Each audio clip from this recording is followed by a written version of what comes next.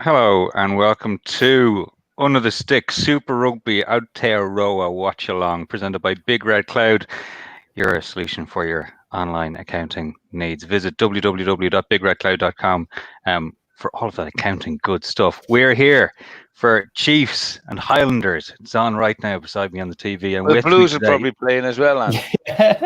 Three teams my out God. today. You're right. Sorry, that's a great start, isn't it? Blues and Highlanders. Come on, McGeady. I know. Yeah. Get So with this is where we come into the background. So I'm trying to do the producer job today for the first time. I don't have my script at all. This is what happens when I don't have a script. Sean Holley, how are you? Thanks for the fix already. I'm okay. I've relocated. The dog's been taken out for a walk this morning, so I've relocated to the front room, not the usual boudoir. So we'll see how it goes when he returns. Mayhem will ensue, but we'll see. I want to see this. Paul Williams, you're not in the racket stringing room. No, I'm downstairs in the Super Rugby room today. And do you know what? I've got a dog this week. We're looking after a guide dog. Yeah? For 4 weeks, doing my bit for... I'm nothing but a community player, Andy. You know me. They say I'm an outright capitalist, but I'm all about the people and society. So we're looking after a guide dog. I am going to come back to that, but not before I introduce. It's Mr. Robbie. It's Squidge Rugby. How are you? Hi, all right. Yeah, desperately wishing I had a dog, as I am most days of my life. Yeah. If only. Yeah, thanks for joining us this week. We've done this for a couple of weeks. We're just seeing how it goes. People seem to like it. It's great to have you along, even though you are at least 6 foot taller since your shout out from Rassi Erasmus. At least, yeah, it might be 7 or 8. I don't measure that often. Yeah, it's something I'm still every now and again. It just comes to me, it's just like, oh yeah, Rassi Erasmus said I understand the game and I'm very, very funny. It's the two veries that really get it for me. Yeah, so that's hugely exciting, and I most days will just find myself going, that happened.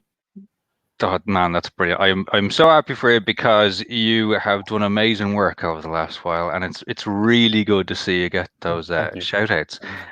So lads, let's see how he does live. No pressure. Well, it's good to see. It's good to see the face behind Squidge Rugby, isn't it? Now, it's one thing firing shots when there's video footage, but now everyone can see him. Right, there he is. Yeah. There he is. Right, James Hook's watching me. Don't start. This is going to be great. He's got his fingers and thumbs ready. I'm only kidding. Oh no! I deserve everything I get. So as the teams are they're huddling, there's been a minute's silence. Good morning to the people who've joined us on the feed. Thank you, James Reid. It was a great start. That's all on me. Hi, Michael Jenkins from Pembrokeshire. Good morning, y'all. Connor Bell, how are you? So wherever you're tuning in, I hope you enjoy the watch along. As with previous weeks, we're not really sure what's going to happen. We're just having a chat. And yeah, send in. I'll flash up the good comments as they come in. We'll see where the conversation goes. We'll throw in some stuff from the Twitter machine as well, guys. And we're about to kick off. Do you know, that was interesting then to see Rico Ioane leading the team talk. Yeah. You don't really think of that because he's so young, do you? Yeah. What's he now? 20? Is he 23 yet? 22. Because he was 19, 20 when he first got Yeah. into Don't often see boys that age leading a team talk, do you? No. Or do you, Sean? Unless you're Alan Wynne-Jones and you do it when you're 15. No, hey, I'm bigger. Yeah, look, yeah, that's true. He's been around a while, hasn't he? You know, he's probably a bit of a voice in there. I'm interested to see the Highlanders, actually, because all the talk has been about the Blues this week, isn't it? Yeah. You know, Dan Carter this and the Blues on fire, Ricky Ioane, whatever. But the Highlanders, they quietly go about their work, don't they? Yeah, they do. Oh. I've just had Richard Diplock join us. Nice to see you wearing a T-shirt, Halls. That's a reference to me. Richard Diplock. And my Fit for 50 campaign. Yes, Rich, I've got a T-shirt on today. Sorry, I don't want to show too many guns.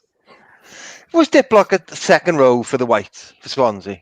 No, he was a wing for Wales, Paul. Shows your rugby credibility yet again. A wing for Wales. played 15-0 to Holley. 15-0 and, Who's the Diplock I'm thinking of who used to play lock? you're talking about Richard Moriarty? No. There was another Colin lock. Jones. Who's the lock called Diplock? Dippy, if you're listening. Is it just because he's got the word lock in his name? Do you know what? Good. Good night, son, Squidge. It could be as simple as that. Richard played for Aberafan, Bridgend and Wales and the Barbarians. There you go.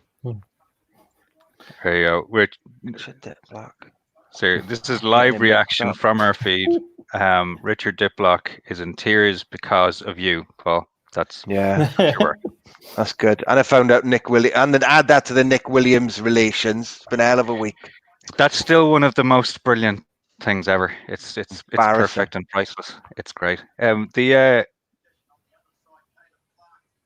It's funny when the lads get up with the pink haircuts. I'm still brought back to last week when I put all my chips on it being Akira. I think we got three. To be Huskins.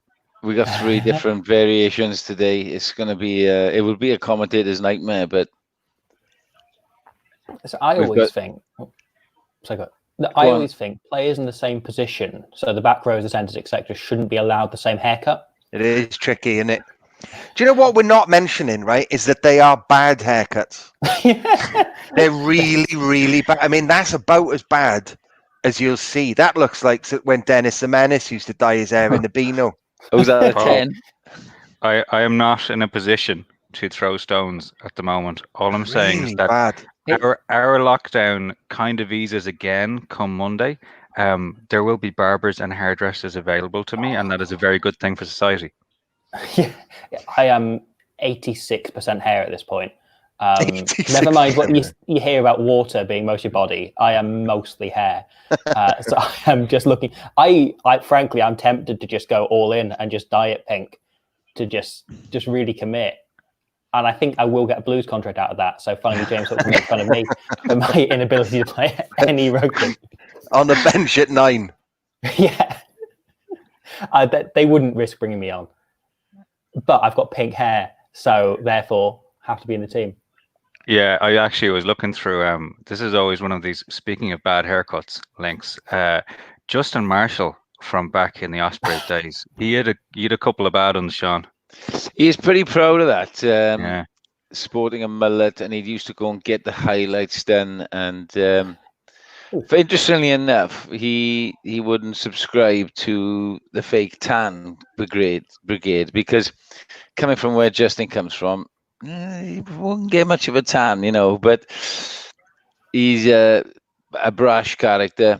Oh, one thing I like about Justin, he probably wouldn't know this. That's a great kick. Oh, his dad worked in it was almost like a butcher / abattoir type place, right? And obviously cutting up the meat and the carcasses and this and Marshy used to get some work there. So pre-marriage, when he worked there, and pre-superstardom, if he'd go out of a weekend and he'd meet a young lady and she'd say, what would you do? What do you do? He'd say, I'm a boner. That's fucking... Oh, very good. I'm a boner. Yeah, true story. Oh, It's 8:13 a.m. I did not expect boner jokes. Razzie Erasmus is watching. But it's the evening in New Zealand, so technically that's fine in their watershed. Actually, yeah, I like that. You can do knob gags over there now. It's no problem, no problems. Well, one guy that is listening is Anton Willems, and another fan of Squidge in the reference to Razzie Erasmus. Squidge has a remarkable understanding of the game. So there you go, another fan there, Squidge. Oh, thank you. I'm delighted I fooled you all into thinking that. Oh, good finish. Oh. There we go. This gives us a good start. Sorry, I'm going to exit studio for a second and reset. Chaps, you keep look at that carry straight through the middle. It's just too easy, isn't it? They're in. It's our boy Caleb. How far behind are you? That happened minutes ago, Williams. Did it? I thought I got the. I think you've got the pause button wrong. Which bit are you on? Are you on the goal kick? I'm on the replay, mate. Yeah. All right, I'll go forward to full live then. Yeah, he's danced through there, and it's a pretty soft bit of defence there, Squidge, I reckon. But Yeah. this guy, Caleb Clark, he's really, after the Sevens circuit, he's set the world alight really down there, isn't he? Oh, absolutely. He's one of those players that New Zealand seem to find so regularly that you sort of think, oh, Ben Smith's retiring. They've got a few. Rico Ioane's been on poor form last year in the lead up to the World Cup. They're going to struggle a bit. They're going to struggle to fill that wing position. Yeah. And then the moment you watch the first game of this tournament, oh, for God's sake, who's this guy? And we've got like 2 or 3 number 8s coming through now with Kieran Reid as well. And it happens constantly, and he looks very good. Couple of halfbacks, you think, we watched Webber the last couple of weeks, and all of a sudden, Bodie Barra's playing 15. They got a lot of strength in depth. We underestimate them at our peril, but that's a barnstorming score from Caleb Clark. It looks quite simple. I'd be interested to see the sort of lead-up play and whether that was worked. There's Ione from the restart. He's definitely developing into some sort of leadership role there, isn't he? Stepping up. Yeah, he is, isn't he? I think he's trying to play. Go on. It's just whether the Blues, they'll always be now, as we go deeper into this competition, there'll be this question over when it really, really matters. Yeah. Will they be able to produce? And they're answering all the questions so far, aren't they? Well, I think the big difference is historically they haven't had a pack. Whereas they've got some legit carriers now, haven't they? And I think also, go on, Squidge. No, they've very much got the Bowden Barrett is the kind of back where it doesn't matter if you've got a pack. You will still get a handful of points a game out of him, and having that on top of an actually competitive pack, makes a genuine difference. And let's face it, that's why the Crusaders have historically dominated over the last sort of 10 years, because they're the ones who've always had that set piece. Yeah. The Canes have never had it. Highlanders haven't really had it. Blues definitely haven't had it. So we're barely 10 minutes in, and there's a good point comes here from James Reid. Highlanders definitely looking the worst for a bye in round 2, I think. And that's an interesting point because, they had that last gasp win, wasn't it? Gatland's son over Gatz's team. And then they have a bye, and then they come up against the form team, the Blues. So it'd be interesting to see how they grow into the game now. Oh, hang on. We've got a celebrity fan on there. It's Martin Anahi. Morning, Martin. It's the boss, man. It's the big cheese. Everybody behave and be very nice for the next couple of minutes. No mentioning knobs, Sean. You mentioned knobs, not me. The Highlanders getting right into it now. See, so if they dust it off and Aaron Smith starts pulling the strings, we could have a good one on our hands here. No, it's the thing now. There was before the game they were talking very briefly about that break, and it's when you get the hold on. This is getting a bit saucy now. Nice angle. I love that little inside angle on the short ball. Yeah, look at that little pick. You know, there's trouble ahead for the defense when the scrum half starts making tackles. That's a good start, boys. 14-pointer. So I also find that an underrated thing is having the winger carry tight 5 yards out. We saw like Josh Adams score against the All Blacks from it and against Italy as well.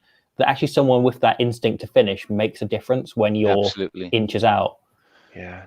Well, Wales use he used to use North a lot to do that. There we are.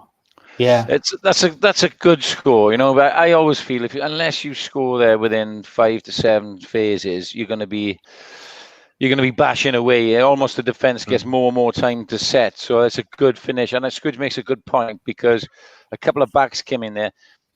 So this is a nice run from the winger because he was going nowhere. Then he comes back inside. That's where the scrum half comes in and makes a tackle. This is where Smith is so good. He knows.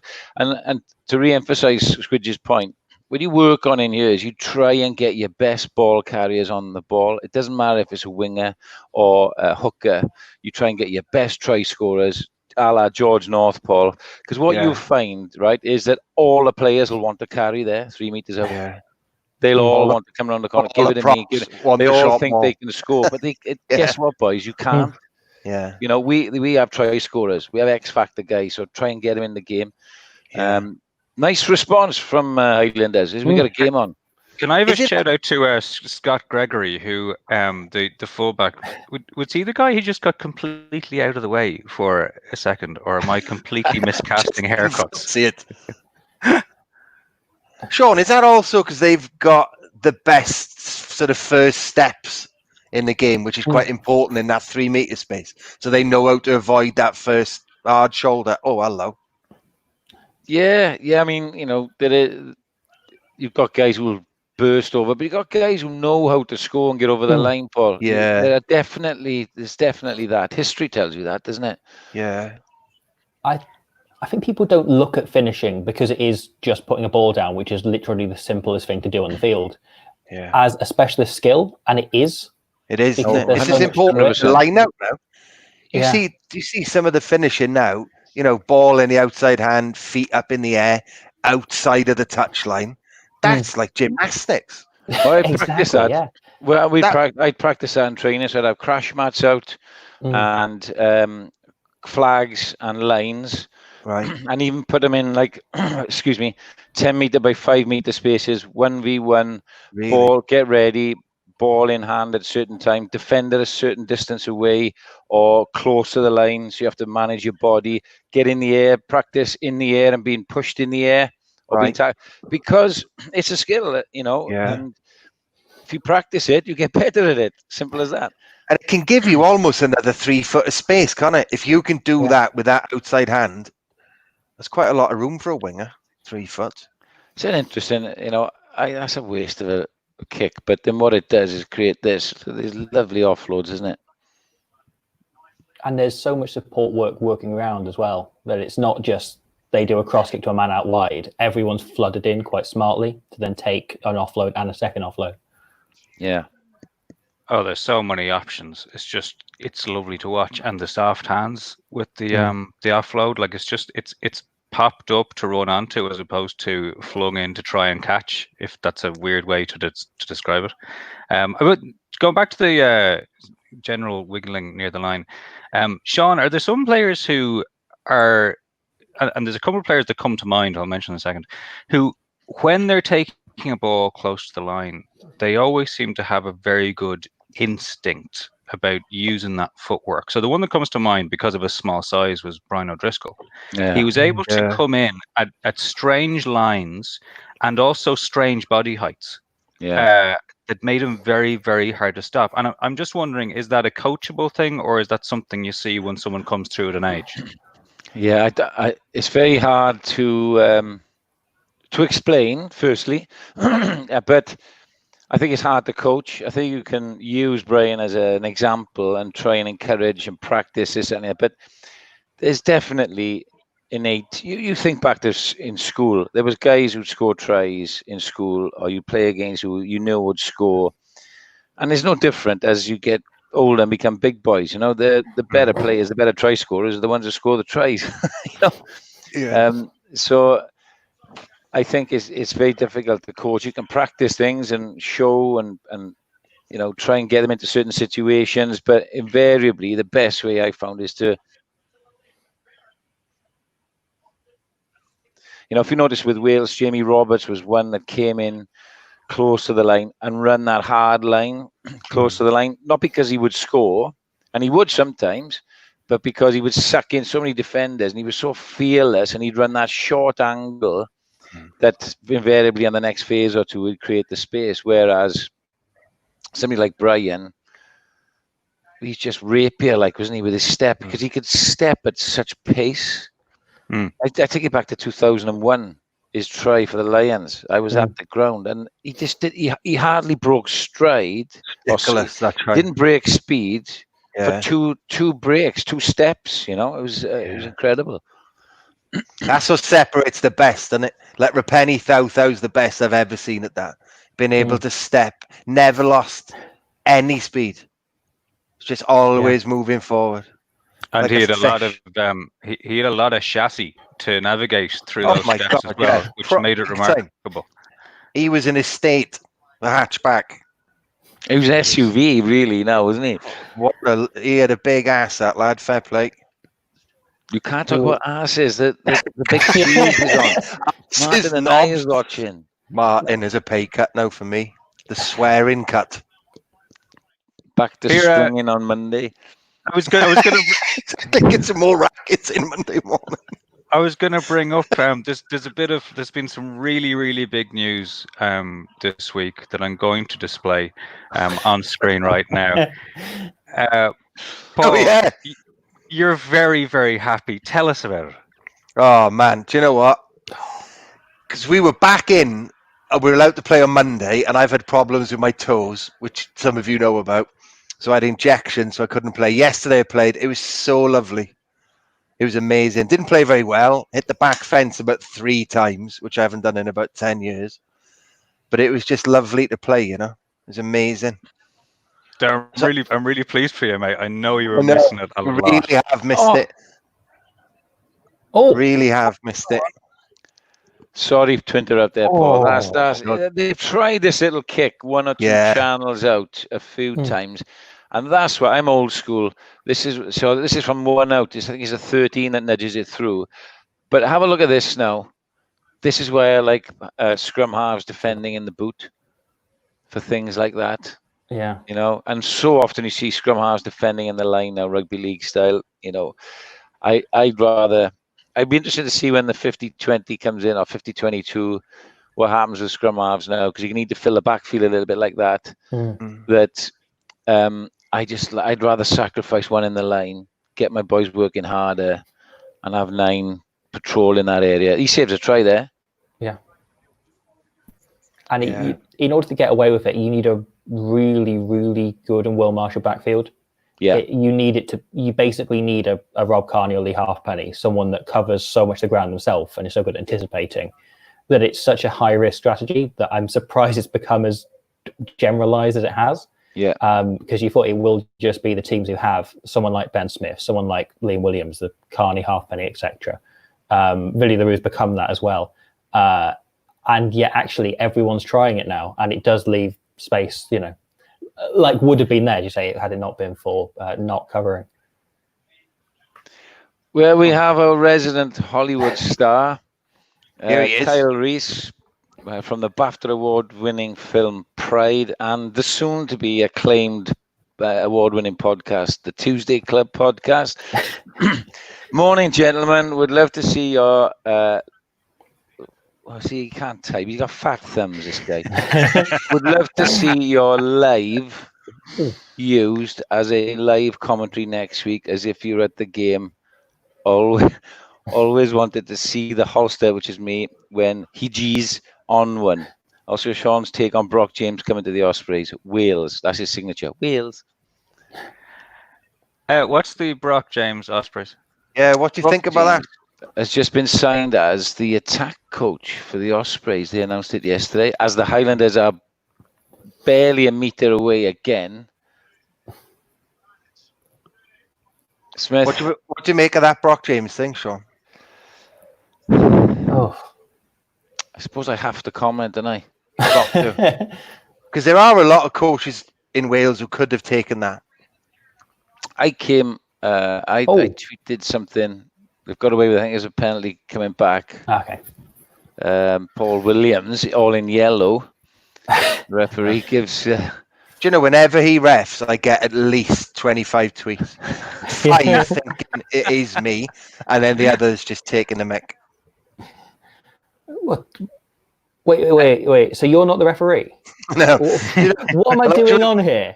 I remember when I first started, because I wasn't writing about rugby when Twitter came around first in like 2010, and I couldn't get, I did all the Paul Williamses, Paul's James Williams, Paul Williams 1977, they weren't there. So I thought, right, I'll try the Paul Williams. And then there's Sumo Stevenson down in New Zealand thought I was the Samoan fullback for 12 months.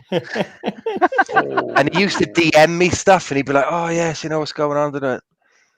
But it was vague enough that I could reply roughly about rugby. And then I found out 12 months after he thought I was the fullback. You see that nasty? Sam Gilbert, Yeah. the right That's wing. horrible. Oh, look at the wall off as well. Oh, that boy's in a lot of pain. He's in a mess there, isn't he? Yeah. Normally, the medics out there will, but it looks like normally that might be like a PCL, a posterior cruciate ligament, which doesn't give you that much pain as an anterior cruciate ligament. Right. But he looks in pain, so that could be a lot worse. Sorry to say. He's having a good game too. I can never quite understand why they don't stretch them off with that, because it's not much more effort, is it? Kiwis, stick him on a stretcher. The Kiwis, they're tough. I know. It's the old Kiwi patio furniture thing again, isn't it? You know, pro rugby. Stick them on patio furniture. Brock James, mate, because I don't normally do anything to cause angst on Twitter, and I'm quite a friendly, happy-go-lucky promoting guy on Twitter. Yeah. But when Johan Cunningham was, I suppose he was relieved of duties as Scarlet's forwards coach, I got quite angry, and I just put something out there purely because, and then nothing against the boy Franks, who was brought in as a forwards coach, and nothing against Rich Kelly, a young Welsh coach who was brought in as forwards coach to Scarlets. But I was annoyed that a young coach like Johan, who won the title, and then an overseas guy with limited experience was coming in. You know, having been around the coaching block and things happen, you know, and you see that, I got quite annoyed a little bit, and I don't know what to make of the Brock James one, because yet again, and he might be brilliant, I don't know, so it's difficult to comment. However, he's not an experienced coach. He's just he's barely finished playing. Well, he was playing last season. Yeah, exactly. Yeah. Sure, I saw him play a few matches last season. He was a player coach at Bordeaux, yeah. Yeah, he played. I think I saw him play at least 3 or 4 games coming off the bench as well. And there's no doubt he's got a great tactical eye. He was a great player and difficult to play against and coach against. But I think to myself, James Hook's on the roster there. Andrew Bishop's on the roster. Is this an opportunity to give a young Welsh guy a go? And that's always comes to the fore of my mind, purely because of my background, where I've come from. Yes. I was given a shot and fortunate to have a long career, successful. Have we got another try? I'm ahead of you again. It's Papili, the man mountain. He looks like someone from He-Man, doesn't he? He's a big fella. His neck is incredible. Do you know what he reminds me of is Jake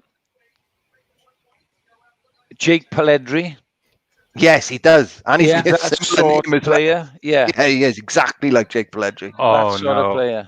I'm looking at the charge down. Oh, mate. He got himself in a tangle there, didn't he? He's run back into where they're all stood. Yeah. He's made it so much more difficult for him. I guess he's trying to find an angle, but it looks like, I don't know, he looks like he's kicking off his wrong foot. I think he looks like he's panicked there and don't know what he's doing. It's what's gone wrong there. Or he's completely one-footed and he's come on to his That's what I think it is. Foot. He's come on to his good foot. Because I'm not sure which foot that boy kicks on, but he's made a hell of a mess of that. If I was a betting man, that's a candidate for a Squidge Rugby video.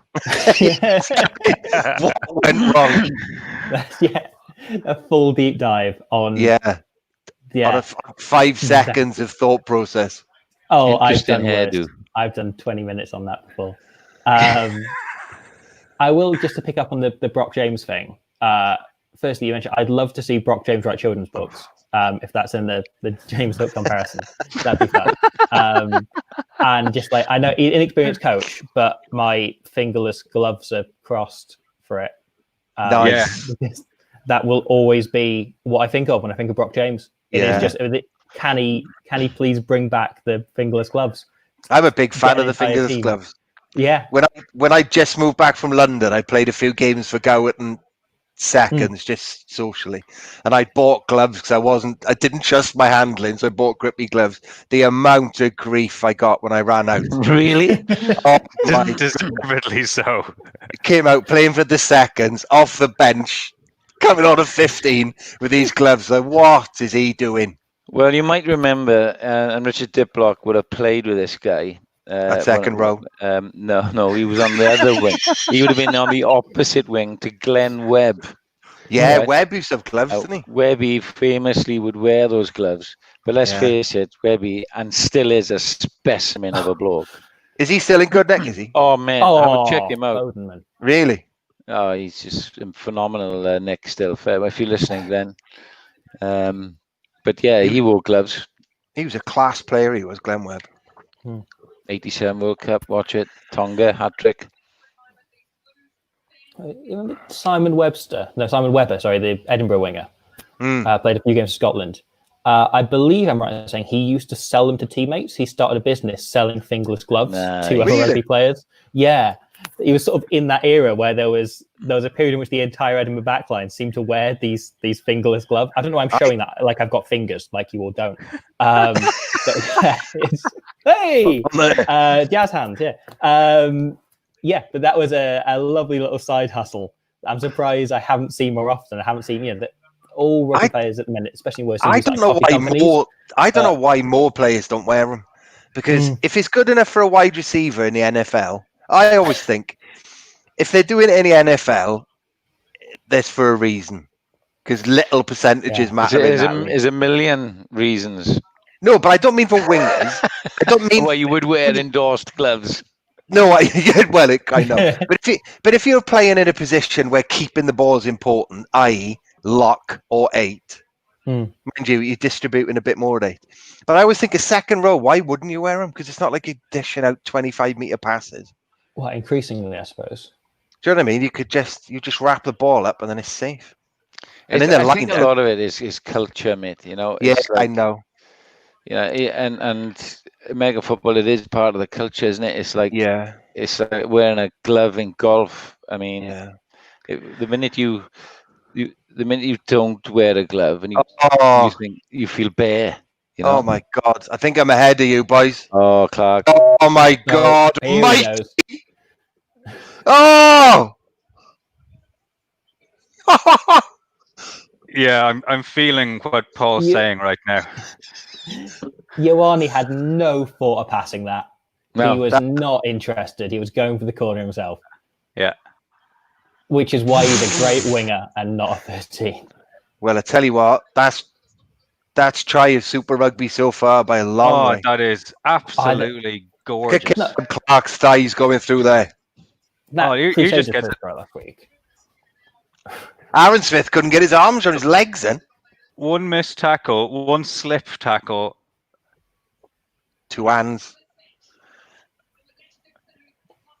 He's growing in confidence, Caleb Clark. You can see it in his face. That's a worry. That's a worry for the rest of the world. But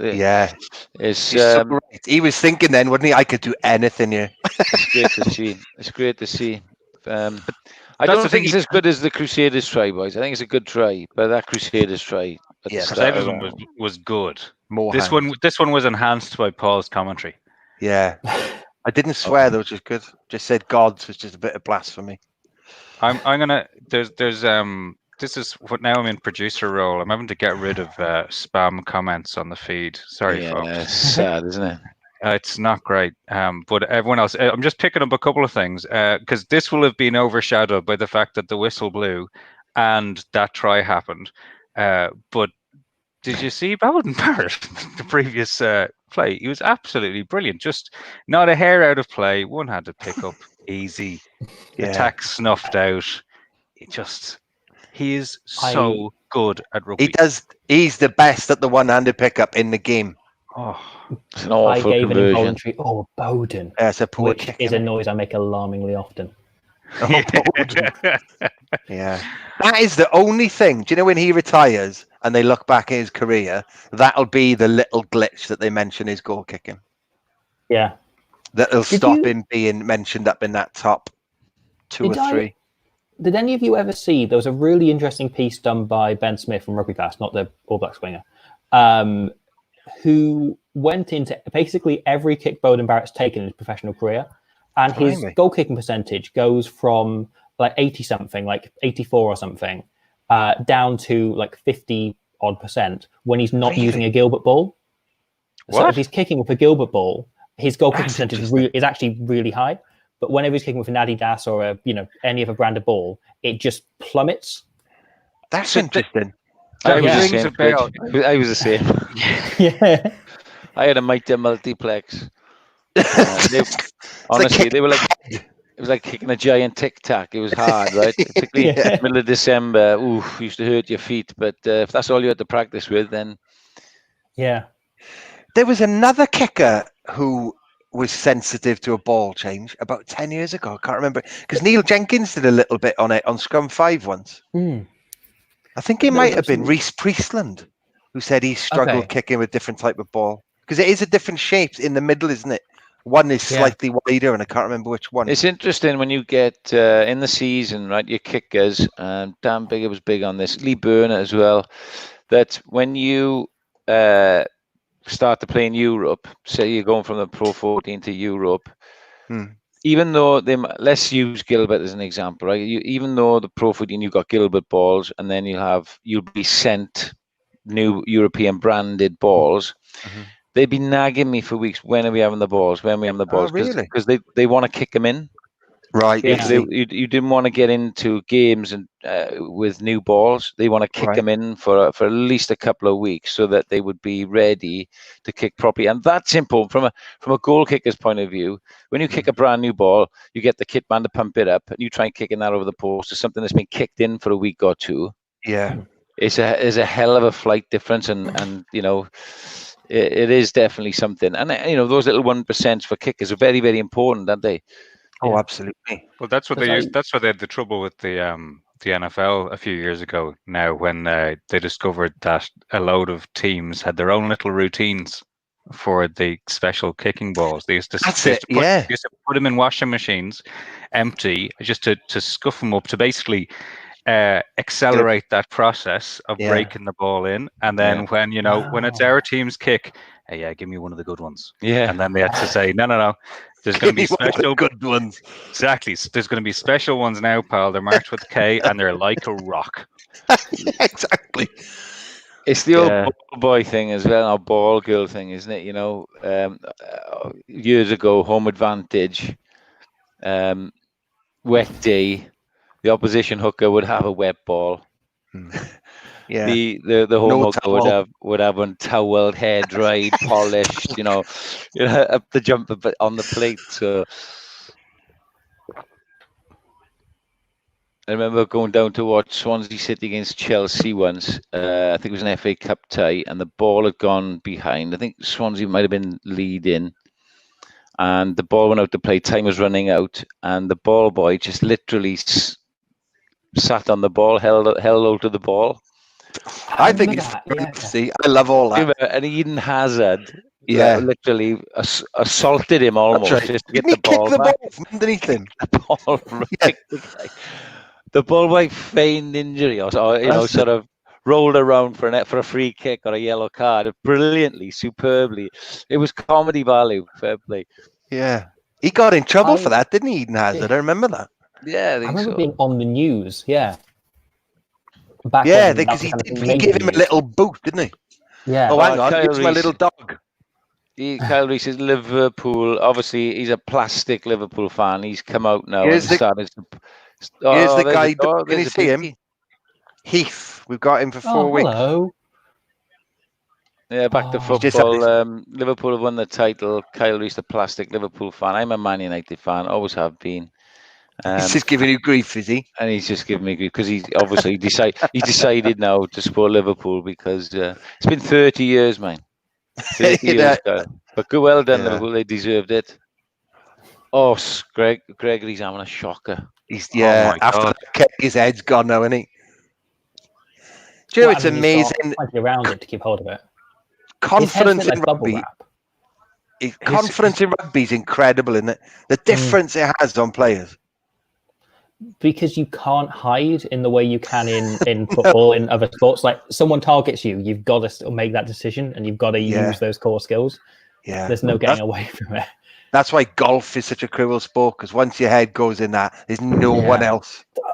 That's There's a no number one. 8, picking and going and grubbering in behind. Yeah, he's freakishly good at rugby, and he's just so young. It's so exciting thinking what this lads can do. It's incredible. I know it's early on, but he does look like the real deal, doesn't he? Oh yeah. I don't think it is early. Oh mate. yeah. He is the real deal already. You're old enough, you know. Yeah. I think he'll be in really soon. Caleb Clark will be in. They'll be first. They'll be first All Black squad now, won't they? Those two. Do you know what a really frightening thought is? His mum's English. No, stop it. Oh, I know. Here we go. I know. I'm just going to leave that there as a thing to really just annoy everybody. You know. I think we're safe enough. If you're eligible for the All Blacks, you're playing for the All Blacks. And he's in Super Rugby. I think if he was in Europe now, it might be different. But correct. There will be Worcester are probably putting in a huge offer for him right now, aren't they? Yeah, he's going to be their one kind of marquee signing. Yeah. Yeah, you're right. Actually, Worcester, they paid £2.5 million for him, and then they'll have 3 second rows in the entire squad. Yeah. Bristol might be able to afford him, but whether they fit it in the salary cap is another thing. One of those second rows was to have is Richard Diplock. Richard Diplock still going at long. Nice. Kyle Reese, sorry, Squidge. Kyle Reese is just too easy. Listen, I'm going to show you photos of me as a kid in my Liverpool strip later. Only thing's plastic about me is the silicone in my brain. There we are. We've done boobs now as well. So that's knobs, bums, and boobs. What else can we do? Full house. It's an equal opportunity show this morning. This is swearing bingo. Going back to Hoskins, your friend Mr. Swain. Why on earth would you leave New Zealand now? That is a very fair point. I have not put this into the equation. There is no way I am moving to England from New Zealand after they've successfully navigated, at least to this point, a pandemic, and England, to put it kindly, have not. I tell you where you wouldn't come right now as well is the South Wales coast. Because you've got a load of youngsters who are deciding to just go there and fight each other. It's just ridiculous. Where is Ogmore? Because I saw that appear on my feed too. It's about 15 miles outside of Cardiff on the coast, roughly. It's happening down in our area, Swansea, Portal, but they're all just fighting, leaving litter. I mean, get a life. It's embarrassing. I apologise on behalf of our nation. Oh, there we go. There's another bit of ball droppery. They have it very, very bad weather all day today, like really stormy, wet stuff. But that was just comedy. I love that. I really wanted the Welsh First Minister yesterday because he sort of alluded to all the fighting and problems on the beaches. And I really wanted him just to look at the camera and just, like my mother would say, and just saying, if you do that again, we'll be back on lockdown. So behave. Just directly to you all. Just like my mother had a wooden spoon like this. Yeah, you do that again now, and I'll shut all the beaches. All right, now behave, all of you. I'm not saying it again. Oh, that's it. I mean, if there's more incidents like that, I mean, what do? You shut the car parks. You know exactly. What I mean? You make something just fundamentally difficult for people. If they can't park their Fiesta R Sports, they won't go down there. But it's not just a fight. Then there was a guy from Porth, which is up the valley here. He went to Ogmore the day after, and I'm trying to find the Paul. You will have seen this. He actually litter picked 33 bags on his own. Wow! Clean up the mess that the morons had left. Yeah, am I allowed to say morons? I sent out a little tweet yesterday trying to get in some free stuff from people around Cardiff. So I know the old arcade pub have promised him a little afternoon on the beer. Oh God! Pub.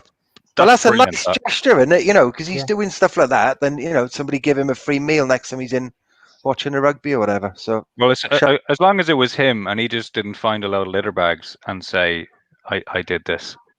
do you know what? If he did this, even better. And then he should get 2 meals. I love it. Just something. These are the issues of the day that we do need to tackle. Yes. From Alexis D, who has discovered that Squidge's real name might not actually be Squidge. Yeah, I was. These are important details. I was shocked to discover that as well. I'm absolutely reeling. It was a bit like Obama. There was a big campaign to unveil my birth certificate and discover where Squidge was actually on there. And I've recently discovered apparently it isn't. And I am shocked. I feel let down by myself, by my parents who raised me to believe As that Squidge. I was. Yes, they raised me very. That was their religious beliefs. They wanted me to be Squidge. Yeah, and I'm still coming to terms with it. And I hope to go forward from here as a bolder and wiser man, now knowing my true identity. In a Squidge neutral role. Absolutely, yeah. Isn't it? Yeah. So 2 minutes to half time, 12 points in it. It's been a good half, actually. I really enjoyed this. As Sam Clifton points out, we haven't seen a drop goal yet. No. Which is odd. Yeah, I'm comp. upset by. I love drop Yeah. goals, and I want just someone have a shot now from halfway. That'd be fun. Just toe poke one from the 60-meter. Yeah, It's also there's been a half of contrasting styles a little bit, isn't it? You know, Highlanders have this forward orientated, kicking in behind when they get in the 22, try and grind you down. Whereas the Blues have shown, give them a sniff. They have the X factor, the quality to finish. Yeah. You know, Michael Waller said, "Boys, best rugby in the world," and you're chatting about litter. Mike, if you want commentary, put Sky on, mate. We're different level on this thing.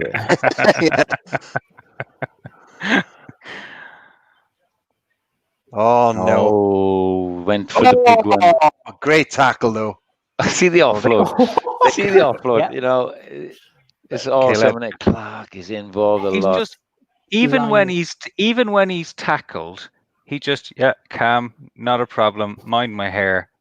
You just have that. Sean is so right though, because in the first couple of games you could see him looking for the pass once he'd beaten one, whereas now that was I'm just going for this now, 22 or not. Do you know the offload that always sums up rugby for me was Quade Cooper about 3 seasons ago. He was hanging upside down in the tackle, right by his ankles. But second row got hold of him under his own posts, and he offloaded the ball. if only that second row was the only Nakarawa, he could have offloaded Quade Cooper. Exactly. It could have come like It's the inception of unbelievable. offloads. Yeah. Yeah, upside down under your own posts, and he offloaded it. It's ridiculous. Right. And he got There's They're off. half time. Good half. I enjoyed that.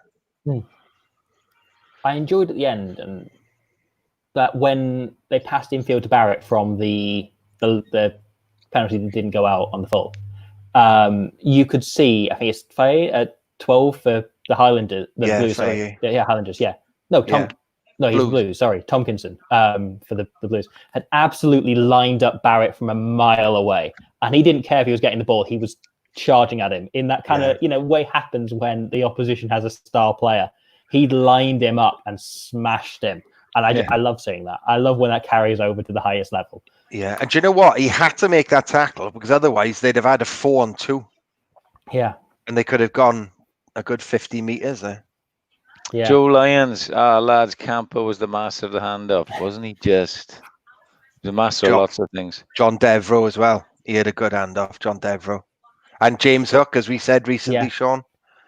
James Hook's handoff. John Alomo had a pretty decent handoff, didn't he? He had a good handoff. That's cheating. This is Joe. I am doing my best here. It is a full-time job trying to block the spam users on this So I've used the word morons once, and there's another one now coming out. These morons are trying to put spam on our feed. We're just trying to have a friendly bit of banter and watch the game, and people are shoving up all sorts of. At least it shows the people are watching. They must think there's some point in putting spam on there.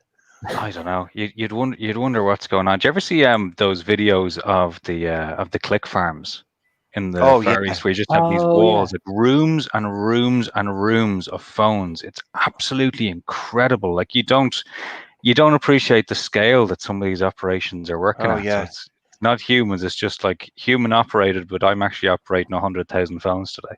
And it's We've very got a question on Squidge's recent video here. Michael Waller, Andy, talked about the SA team cheating. How would you cheat if you could?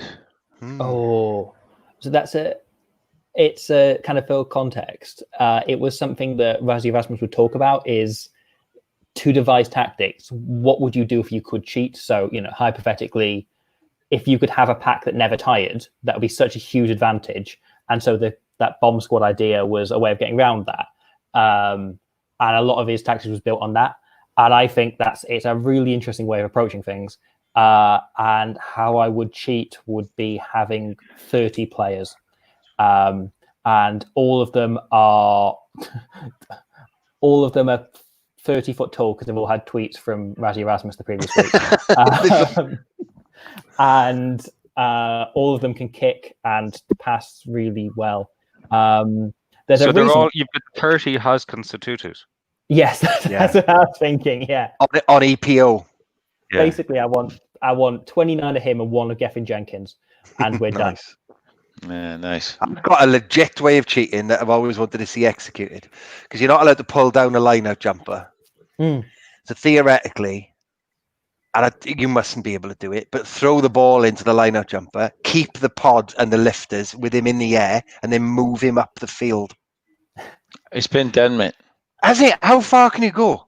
Well, you can't really. The whistle, It's been tried, but also off the back of that, what was tried, and I tried to bring this in, is you move them up the field, so all the attention's on them, and then you bring your big centre or big winger.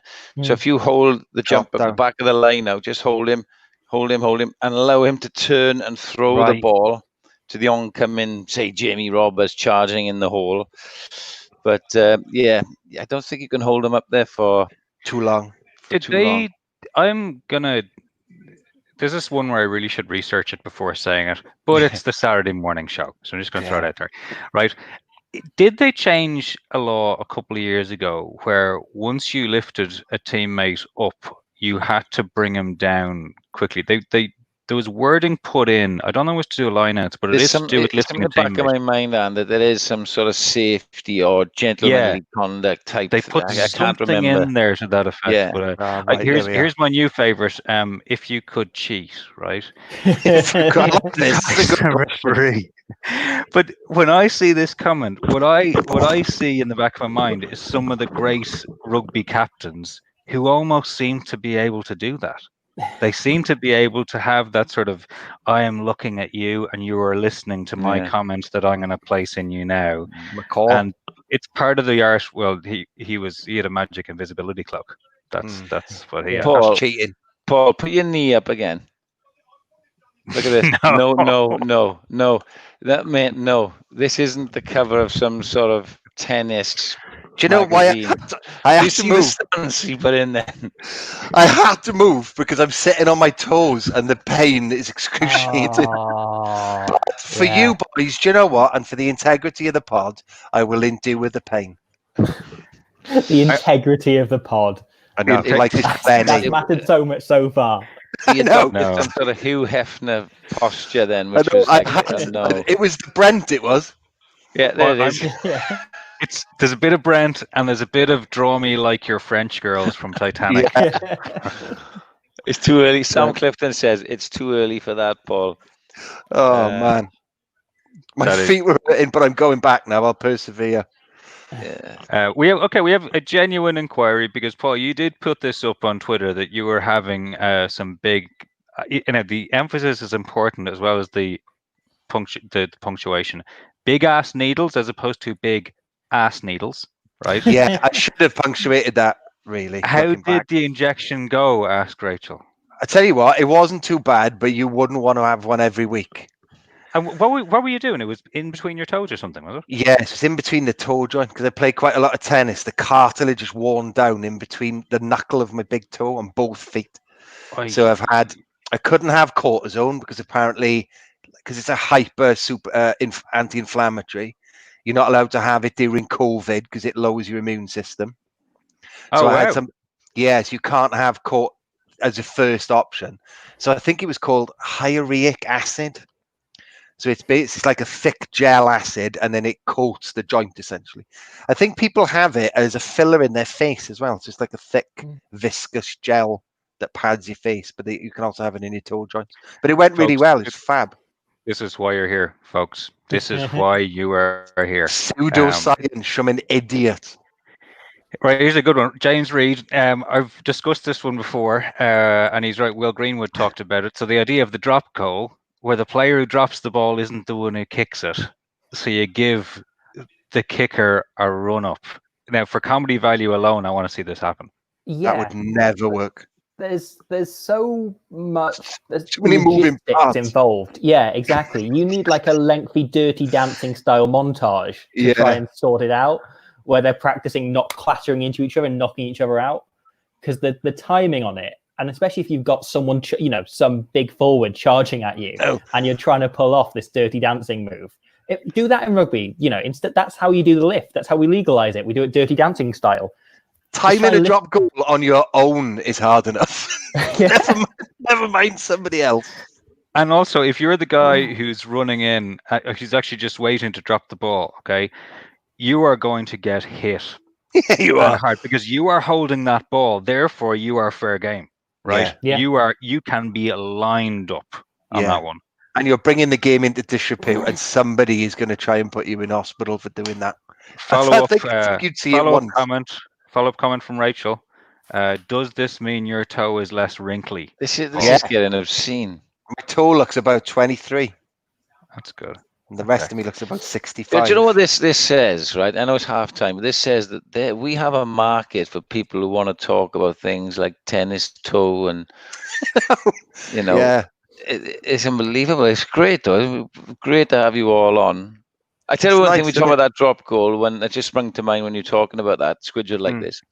And it's been done before, but I remember doing it. You get a penalty, right?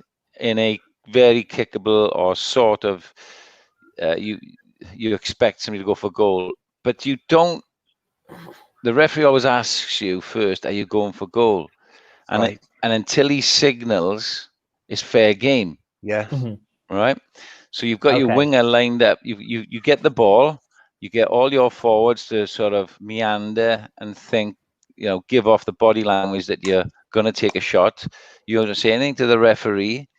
Their forwards turn around and walk back, going, they're going to take a shot at goal. Your winger is over on the far touchline, and you just kick it across to him. That sort of thing. I love that sort of thing as a coach. If you remember back to the French team, where that nobody knew that law, you kick it straight out from the restart, and you could run up to the halfway line and play it. A quick line out. Busy, I think it was, the scrum half, and off they went up the road. Didn't Bigger do that? Didn't Bigger do that for Wales once? Yeah, I think he might. I'm sure he did, didn't he? Because he hadn't. I think they'd been given a penalty, but then the ref. They assumed it was. I think they went to the TMO, and then he hadn't made his call, and then he just he banged it to someone in the corner.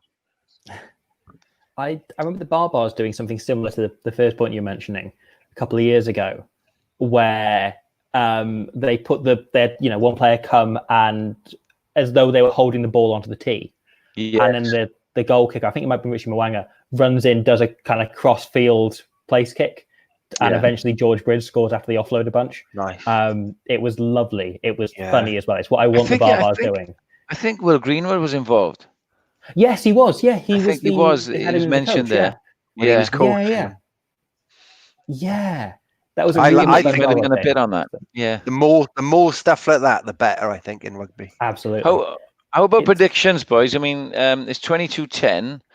The Blues have shown real quality. Highlanders, huffing and puffing a bit. Do you see the Highlanders coming back? It's 22-10. Let's go around the clock here. Andy, what's your score prediction?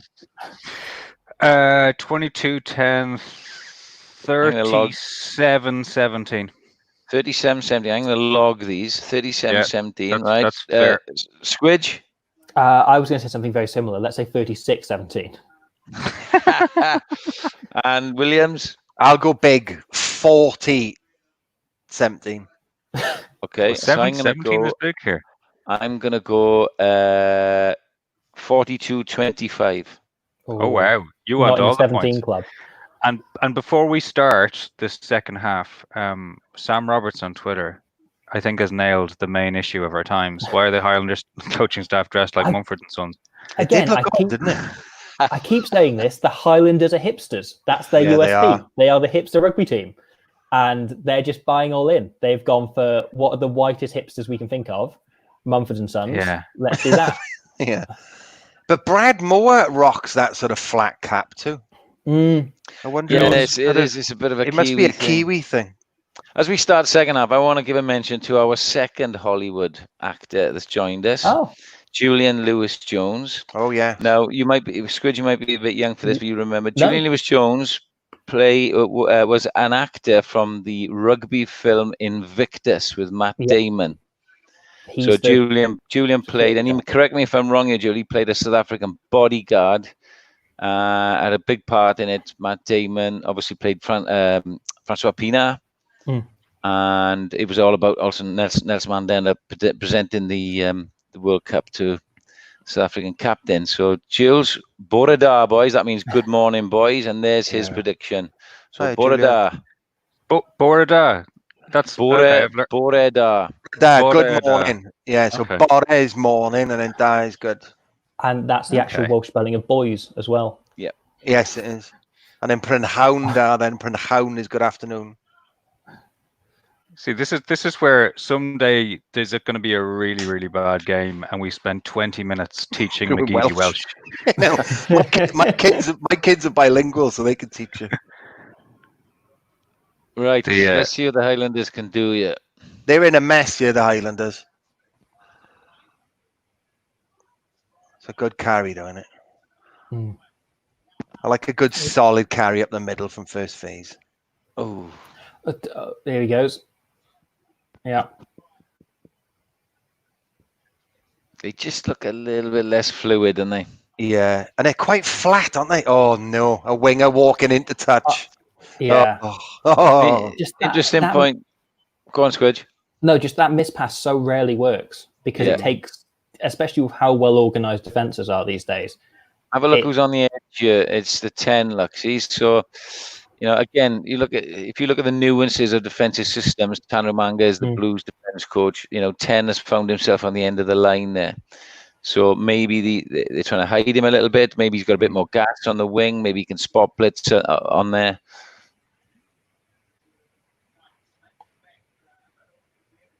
Oh, it did well.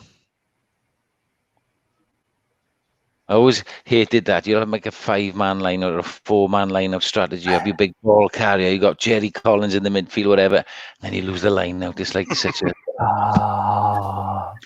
See, that's where the Blues are different this season because now they've got Hoskins and Akira somewhere, haven't they? They've got two, but there's always one of them on their feet, which they've never had before. Yeah. And Akira Iwani's slowly beginning to refine form. He is. We chatted about it a couple of weeks ago, and we were alluding to the fact that now he's not the big kid. He's not the big name in that pack. The one with the potential. So maybe he's got to, up his game a bit. Oh, that's a lovely carry. Oh, he got it away too. He's in. Oh, great step. Me. Oh, lovely step. That was a hook. 17. That was 17. Yeah. Oh, I want to see that from behind the goal line. The cameraman needed again. Then that was beautiful. Yeah. Just be careful how we say his name. Oi. Look, where's this ball going? That's the. This is the one. Yeah. Watch this now. Look at that. Oh, it's a great hold on because the winger came and barged him. Who takes this? Oh, there's a little bit of a decoy in front of him as well. Yeah. Just as enough. If you watch, Yeah. Yeah, it's fine, because if he'd gone the other side of him, there's potentially a referee going, you can't do that, even though it's Yeah. probably still fine. But she's happy. it's lovely. And I do. So I've been watching a lot of the 2011 World Cup back lately for this sort of spin-off podcast thing I've been doing, and those things would have been called as obstruction all the time back then. Yes, it and would it have. slowly disappeared. That actually now they don't mind. And I think because so many teams are so built on having dummy runners in front and having the kind of the pod set up in that way, runners like that, tries like that will happen.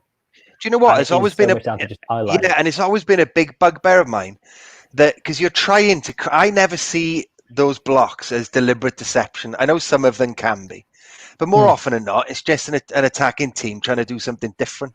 And I always think that obstruction or blocking a crossing should be a scrum, not penalties and free kicks. And I think it's too severe. I think a scrum is plenty. If you're literally holding someone back, fair enough, it's a penalty. Exactly. But it's just you get your line wrong, which is what it usually is at this level. Exactly. And you see it so often, they'll get into the 22, 10 phases, playing fantastically, one accidental cross, and you lose 50 meters and the ball. It's ridiculous. I think that's the thing. So if you come up with a way of making sure that the penalty is kind of proportional to what happened, because what you're talking about is, let's say there's the accidental one where I run into my own guy, right? Okay, that's bad.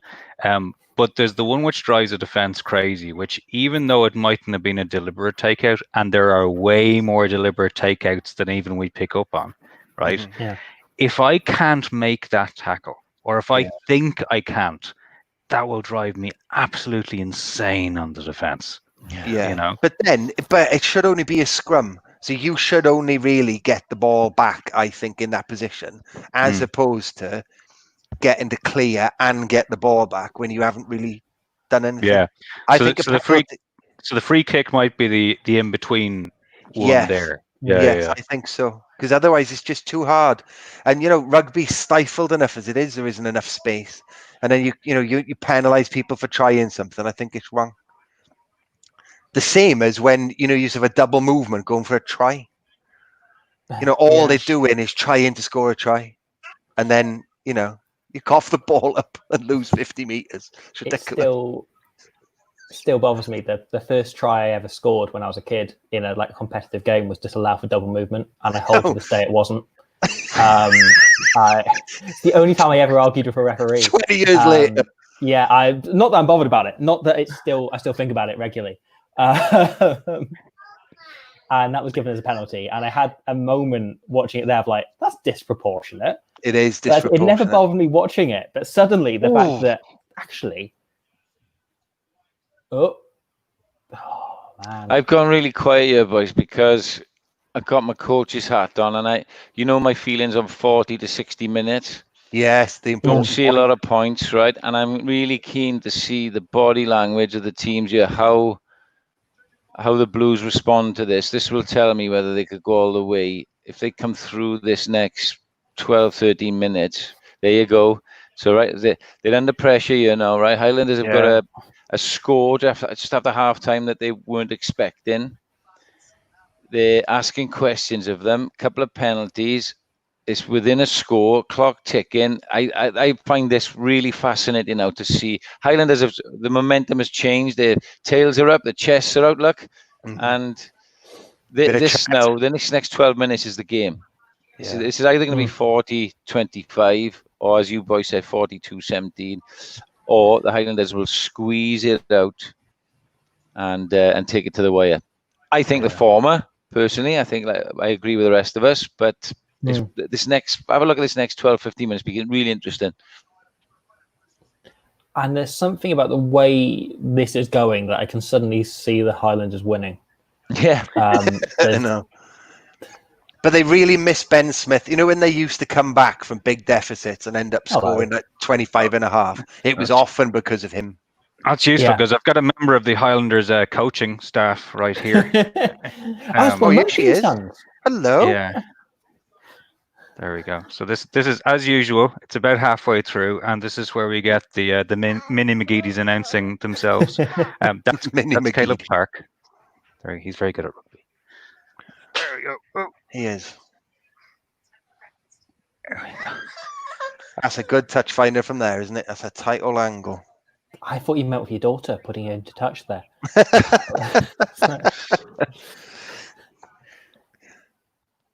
I'm always amazed now how they kick for touch, sort of side on end to get that spin. Mm. Isn't it such a delicate, that little kick? Bigger does it a lot, doesn't he, Sean? Kicks on one end of the ball to arc. Yeah, there you go. See what I mean? Carry, They're asking yeah. serious questions now. And the penalty. The momentum minutes, these Imagine aren't there's they? a yellow card, imagine. Switch. I've done this a few times first half with the boy Gregory on the inside shoulder. No, I was having this conversation watching the last week's game with my brother of just how rarely that works. That kind of flashback to the A switch, yeah. yeah. Oh, Great no hand. way. He's in. Get down and slide. Went Oh, he early, nearly did it. Go on, big lad. but he slid with his legs forward. He went quarterback style. Get your head out. Just too. They're in snappy there. Look at the room on the right. How do you not finish that? Oh, it's knocked it on. No. Yeah. Alan Yeah. Major with a little They F know. off. They know, mate. They know. Yeah. They know. That's what I was saying. You can see their body language. The expectations low. They're putting pressure on them. You know, is the old blues thing's going to come through? You know, this is where the test is going to be. Yeah. Tell you what, I'm so glad we didn't put a little bet on what we said. Well, I did. I didn't say which team. I didn't say which team. Sean's panicking now. No, I'm not actually. I'm delighted with it. See, because I've got my Highlanders points here. Yeah, what see I need you now mean, is the Blues to respond. Another see? try. Yeah, true enough. Yeah, this momentum mid 20 minutes is very important, isn't it? It's not something I've even noticed before. You mentioned it a couple of weeks ago. On the sideline, watching it all the time for 400 games or whatever it is, Yeah. or 500 games. Like it's the pattern you notice. Yeah, I say it's when points disappear. It's when suddenly there's so much less scoring goes on in this period in most games. And I tell you another thing, Squidge, this will be interesting. So when I first started broadcasting, they put me in the truck to pick out analysis bits during the game, and then for full time and half time and so on. Oh, they're looking at that knock on. They might give that knock on. They might give that knock on, you know, because he's gone back in. Oh, hang on, he said I'm happy with it. Did he? I'm oh no, no try. Oh, okay. They've got the word bliss written on their bums. Hang on, what's happening here? I think they might go back for the pen. Was he playing advantage? I think he was, wasn't he? Has he given Caleb Clark offside or something? Was it not the knock on for? Oh no, yeah, we said that was fine. Oh. Yellow. It is a yellow. Yeah, I said that, didn't I? Yeah. Okay. That was weird. So Ione. Was it Ione? Okay. Sorry, managed to mute myself. Oh, blimey. Well, I said it, didn't I, in the build-up? It came from the line-out. It was, I think, a recurring penalty because he had his arm up for advantage. Then play went on, and it ended up where it was, but it was a knock-on, so he's gone back for offside. I tell you what, though, if you're losing a player for a recurring penalty, you do not want it to be Rico Iwane. Question. If you were asked the Highlanders, at this point, would you want to try the 7 points, or do you want this situation, no try and Ione off? Go for the yellow, is it? Well, points every time, isn't it? Oh, I see what you mean. Sorry, right. No, with the yellow card, with them having just scored a disallowed try, I'd go for the line out of scrum. Would you? And I'm normally a big advocate of taking the 3 points, but I think with the pressure they've got on from that kind of some of the psychological thing of having crossed the try line a minute ago, even if it's disallowed. No, I meant Squid. If you had the option to have the try, have the try, not go for try the that you goal. just had, Sorry. or the yellow card. Yeah. Have the try. I'd have the cards here. I don't know why. I like 14 men. Well, we'll see Try. now. We'll see who's justified now, won't we? I'd go 16-0 here now against Holley. Yeah. 0-16 I am so far on these podcasts. Embarrassing. So, if they score, I'll give you one, right? All right. Come on. No, you've got to give me 2. All right. Because this is a big Because call. the yellow as well, yeah. Okay. Yeah, and the yellow. Come on, Blues. Islanders, I need you now.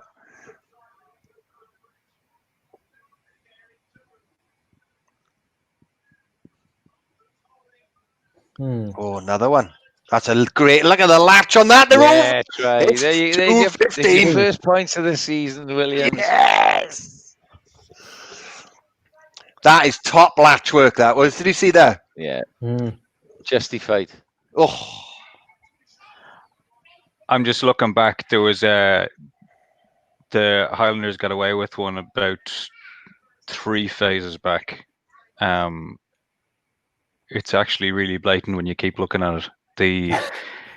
It's a pet hate of mine, but it's all about getting the timing right. See, you've got the latch right, but what we sometimes see now is you've got the 2 players who are bound, but the player in front. Yeah, I know what you mean. Yes, they went into contact, and the Highlanders 6 was actually ahead. He latched on in front. I know. I really, really hate that. But anyway, they got away with it, and he scored the try. The other one, my bugbear with that is pre-latching before contact, because then it's like a mini flying wedge, isn't it? And you're carrying, you double the body weight. Then no wonder you can't tackle people. I have a problem with like that. It's 250 kilograms. Leinster are this is where Leinster are definitely a team that does it a lot, and they're very, very good at it. We do. And it's very. I've talked to. I've had interesting nerdy conversations with a couple of refs on it, because what is the law that says you can't take out any part of that carrying unit now that it has 4 legs and not 2? So there's different views out there, but So theoretically, are you allowed to tackle the latch? No. So this is why it all depends. So if they are, and Sean probably has a more technical view than my ignorance, right? But firstly, what are we talking about? We're talking about 2 players are now bound going into contact. So if that was more than that, we'd have a problem. Joe Lyons, now we'll have no Leinster bashing. Stop it and stop that now. I'll pull this up.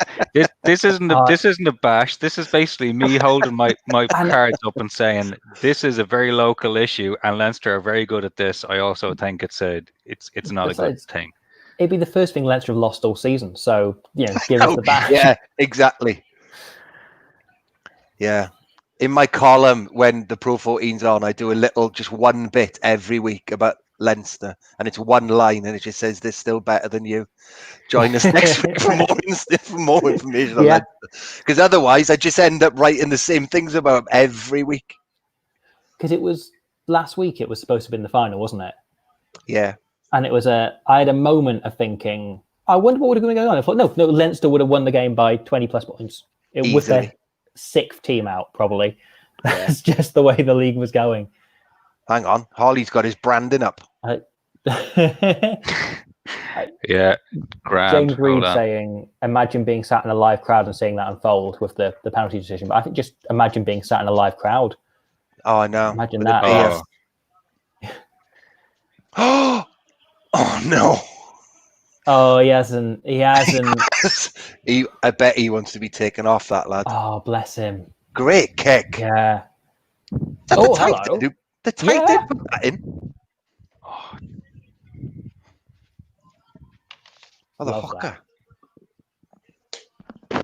Yeah. He's having an impossible game, that lad. His nerves have gone now, haven't he? He's thinking about everything, isn't he? Am I going to catch this? Am I going to drop this? I'm just looking for. There was a good. You keep going, boys. I'm looking for a comment on this because I remember it came in. Seeing the Blues hooker kick through there now, because that's something I noticed happening a bit more in Super Rugby last year, was forwards kicking. Yeah. Because, of course, they have so much more room. No one's running up on a hooker to block the kick through. And it's there was the thread Murray Kinsella posted during the week of big touch finders from Keith Wood, which was incredible. An entire if you have not seen this thread, the minute this game is over, right? Go. In fact, just do it now, right? Yeah, you can 3-screen this, okay? Go with your phone, look up Murray Kinsella's Twitter feed, and look for his thread on Keith Wood kicking. It is incredible. Even as an Irishman, I'd forgotten how many times he did this. Just missed the Blues hooker putting the lovely little through kick into the corner. They're over. There you go. Well, so they scored, yeah? Scored himself. He's over, yeah. Tell you what, you're looking good here now, Sean. Funny that, isn't it? Here he comes. He walks this podcast like a god. He's rarely wrong on you at this point. No, Holley plays the "I'm the coach and you're not. Show us your medals" card very subtly. This is not over. It's not over. I just, like I said to you before, it's just you get to see and learn and understand body language, momentum, swings, home advantage, referee decisions. Look, has he missed that? You don't win the Magners 4 times. How many times do you win the Magners? 4. Yeah. But what I was interested in when I went quiet just after halftime, the Highlanders try, was that what is this Blues team about now? Yeah. Are the real Blues going to show up? With the usual suspects, they're going to capitulate, and then all the promise has been there, or is there a different resolve? And that just says now with the yellow card and the try, and half the battle is having people like our friend. Oh my Hoskins. God! He nearly fell over there. No, Tara Black. Bring Gatlin's on, so watch out for some drop goals. Oh, it's time. It's time. That was an ugly kick. Wait, he nearly fell over. I think he caught his studs in the grass. It was very strange looking. I think he caught his kicking foot hit the grass. I wouldn't mind seeing that back. Right, then we've got a hell of a game now, boys. Yeah, I'm very happy with this. This is so. When we're doing these shows, firstly, I'm just happy watching rugby. I'm really happy watching rugby with crowds, and now we're getting another decently close game with 20 minutes to go. This is great. I've been so relieved that both of the 4 a.m. games so far have been worth getting up for. They've both been actually good games, because that's not easy to do. No, it's not. Did you get up live, Squidge, for those? Yeah, I've got up live for both of them. God bless you. I know, yeah. I think because I've got some memories of, as a teenager, getting up to watch like the PNC and so on in the lead up to World Cups. Yeah. So I think there's something in me that like gets really excited about the thought of getting up for rugby at 4 a.m. I know what you mean. It feels special, doesn't it? It's like, I'm up. No one else is. Exactly, yeah. I've got really vivid memories of living in a tiny, horrible student flat and getting up at like 3 or 4 in the morning to watch Samoa draw with Georgia, like 16-all or something. And being really hungry and having nothing in and looking into my fridge, and the only thing I could find was 2 tubs of instant mashed potato. Oh, and I just sat there just slowly eating this horrible amount of instant mash at like 4 in the morning, watching Georgia and Samoa just scrum and batter each other. Hang on. Memorable. That's Adam Redmond. I thought he was at the zoo. Adam Redmond, producer Adam, is technically at the zoo. So Adam Redmond's Don't tell me it's Lagoon Grey.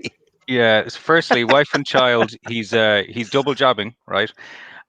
Secondly, yes, I agree. This is not Lagoon Grey. This is blatantly blue. Yeah, it is. Oh, big call there. Paul, can you do me a favor and look up the penalty count? Yeah. Because we're in the last couple of games, sort of at the hour, we've had a look and said, right, Let's see if ESPN's stats are up to scratch today.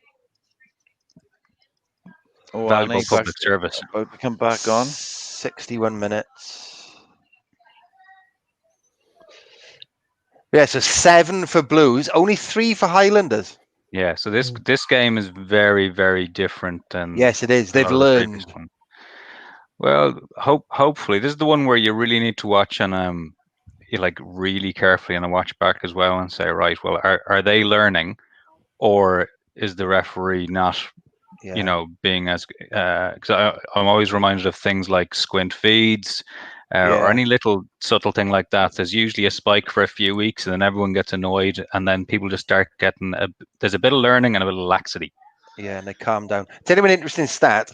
Highlanders have only carried 176 yards after 62 minutes, which isn't much in Super Rugby at all. Not at all. They're normally up near like 350 now, 400 Yeah, maybe. Do you know what doesn't help? When your fullback's dropping high That's balls, exactly that it. usually he might take a couple of yards from. Totally. Because, at full back, you get a lot of cheap carries, don't you? So you can get 15 meters before you kick. Yeah. He's in a You've boot almost in the always head got there. to take them out of contention when you're. Yeah, you do really. I think they need to count those differently. Oh, Yeah. beautiful kick. And it often leads back three. That's a great kick. Back three players often get a big like steroidal boost in their meters run, don't they? Because they're running back so many kick returns. And whenever you look at, so when they'll do, the comparison of number 8s and so on, how many meters they've made in the Six Nations, it'll always be Billy Vunipola near the back because England always drop the number 8 back. Yes, and exactly. Actually, Wales don't. So Yeah, that's right, Balotelli or Moriarty, whoever's playing 8, won't have as many meters made. And people ignore that, and they just, because the stats look big and good when you say Billy Vunipola made 8 million meters. I know, and he's always up near 60 meters in these 70 meters. Which is it's a lot really for number 8. Yeah. And that's something which I would freely hold my hands up and say that it's been really interesting over the years, because I got into stats in rugby. I mean, it's a few years ago now, and when I suddenly discovered that there was all this stuff collected and that I could get my hands on if I tried, I was like, holy mother, I never knew that there was this side to the game, and I started diving into it. And of course, there's so much stuff I didn't know. And it's things like that where the stats can be really misleading because of a player's job role, that unless you were looking at those stats alongside the tape, you will, at worst, at best you might just get it slightly wrong. At worst, you'll completely misrepresent someone and what they have actually done for the team. And that's something which I've had to be very careful of the years. As I've learned more, I know less. Yeah, and another big one. One player who really suffers from it is Owen Farrell, because a lot of he has a really high missed tackle count. He does, yeah. But a lot of it is because they count a missed tackle because he runs up into the channel and then funnels him out. Yeah. So it counts as a miss because he's gone past him, but he was never intending to tackle him, if you understand. So he funneled him left or right. So, and sometimes he'll have like 6 or 7 missed tackles, which is, 3 times more than he actually has missed.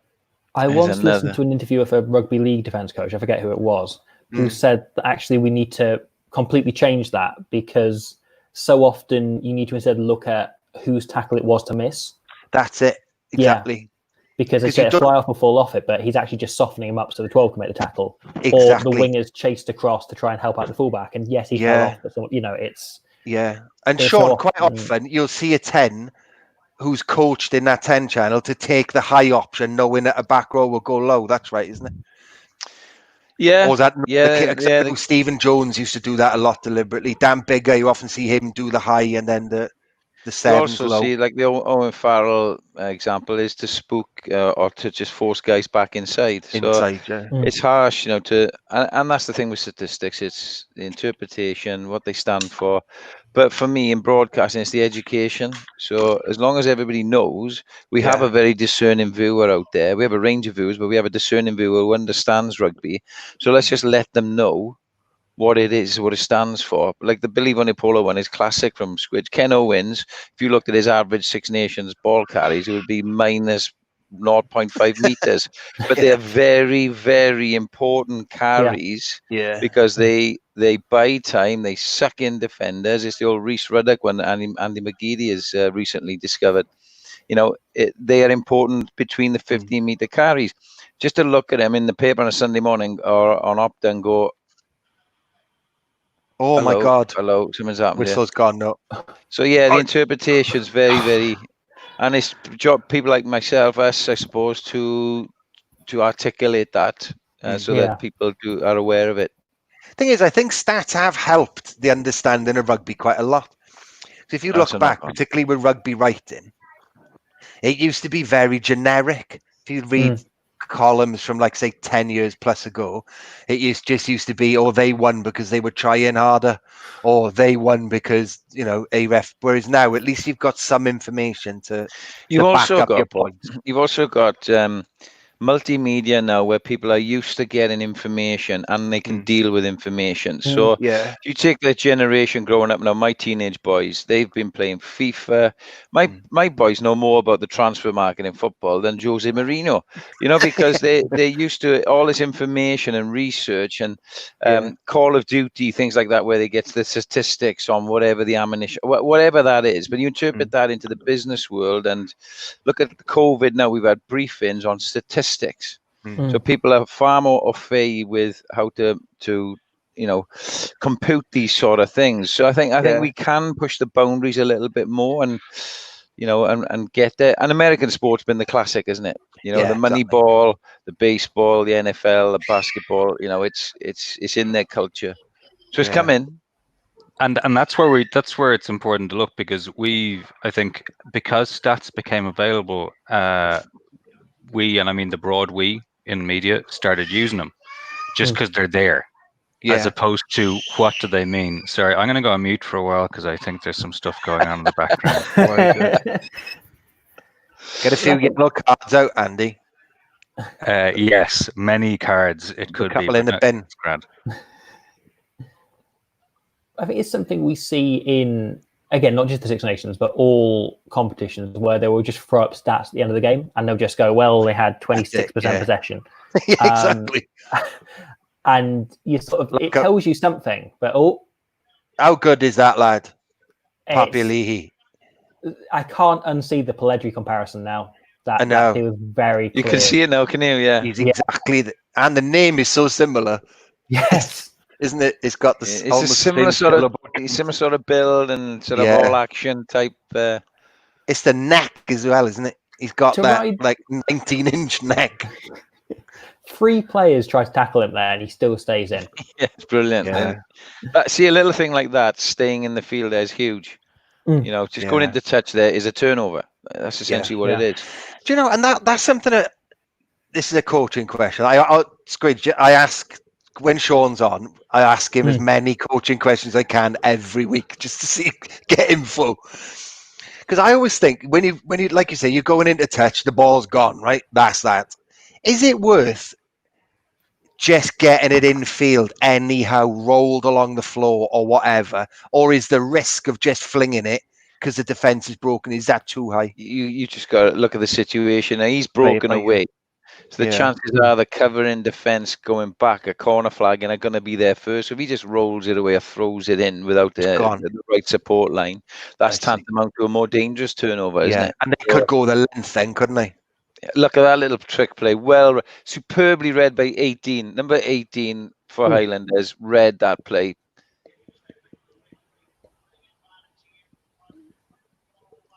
It's all on. See, it's great now, isn't it? It's either going to go down to the wire. Oh, there's the old droppy left foot. What was that? Oh, here we go. Here it is. Go on, Bowden. Going backwards. You let me down, Bowden Barrett. That's the look. God love him. That was like Arthur Emmer's drop goal that I remember watching in the Cardiff Stadium. The only player I've ever seen to spiral a drop goal across the floor. I don't know how he did it. Amazing. It was pretty impossible. I brought this up with someone recently, and I don't know if I've been gaslit and it never happened, but I remember Andy Powell going for a drop goal on one of the Blues games in the Cardiff City Stadium. He did. You're nodding like you, yeah. Yeah, he did. I also know a story about that I can't talk about. Yeah. Okay. Hold on.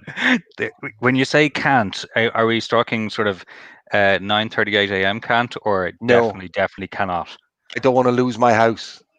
I tell you who did try one for the No. Cardiff Blues on this on the Arms Park more recently. It was Adam Jones. Yeah. Did he?